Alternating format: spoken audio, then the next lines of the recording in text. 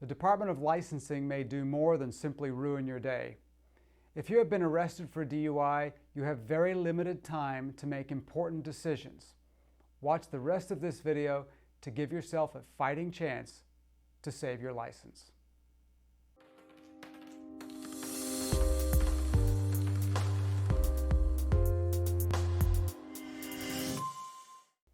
Welcome, my name is David Jolly, and today we talk about the Department of Licensing and the loss of your license following a DUI arrest. Following the DUI arrest, it is important, in fact, it's imperative to immediately look at your paperwork to determine if you're facing a license suspension. Most of us depend on our license to get to work, to earn a living, to keep employment, to drive our family around. These things will be ruined if you're unable to drive a motor vehicle. Following your arrest for DUI, here are some helpful tips about what you can do to protect your license. The first thing is read your paperwork. You should have been given a document that's entitled Request for DUI Hearing by the law enforcement officer. Second, if your breath test was above 0.08 or you refused the breath or blood test, you could be facing a lengthy license suspension. It's important to realize that you only have 7 days to submit this form to the Department of Licensing to save your license. It's also important to realize it's expensive. It's $375. You can apply for the hearing by mail. We always recommend you send it certified mail, or you can apply for the hearing online.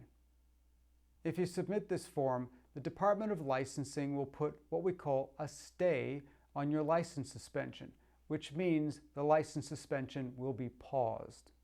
However, if you do nothing, you will receive a license suspension 30 days following your arrest for DUI. If you do request a hearing, I strongly advise that you get an attorney to help you with the hearing. These are complicated. And let's get something straight from the very beginning. These are really, really hard to win at the best of times. However, despite that fact, if you do request a hearing and you do retain an attorney, you do have a chance to win and save your license. If you do nothing, you have no chance to win. Let's talk about the hearing. First, it's actually a telephonic hearing, so it's on the telephone. Secondly, there's lots of rules regarding this hearing. One of those rules is that it has to be no longer than 1 hour. It's also a civil hearing, so we do not use the same criminal rules in these hearings. We use civil rules of evidence, and it's a much more relaxed setting. It's also a much lower burden of proof that the state has to prove the case against you. At the hearing, there are only 4 things to be decided. First, was the original stop or contact of the driver lawful? Number 2, was there probable cause to arrest for DUI? 3, were the implied consent warnings read to the driver? And 4, was there a valid breath or blood test, or was there a valid refusal of the breath or blood test? If you win the hearing, that's great.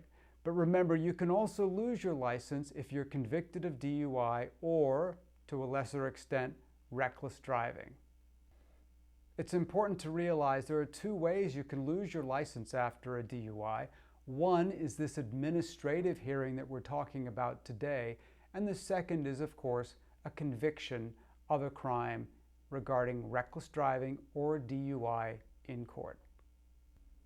If you lose the hearing, you will lose your license for at least 90 days.